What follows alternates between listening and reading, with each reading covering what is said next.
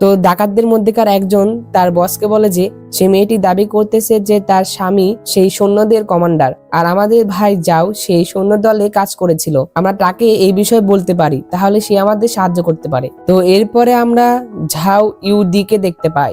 সেও মাউন্ট মিংদাইয়ের একজন ডাকাত ছিল, আর তাকে আমরা ঝাও বলেই ডাকবো।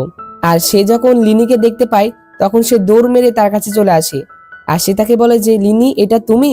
এটা সত্যিই তুমি ভাই? তখন সে তাড়াতাড়ি করে লিনিকে খুলে দেয়। আর ইং কিন্তু জানতো না যে লিনি সেই 17তম রাজকীয় নাতি।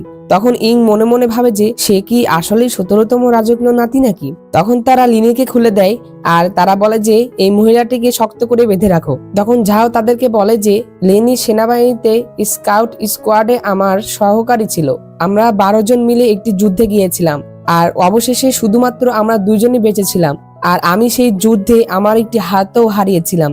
আর সেই সময় লিনি আমাকে তার পিঠে করে মরুভূমির মধ্যে দিয়ে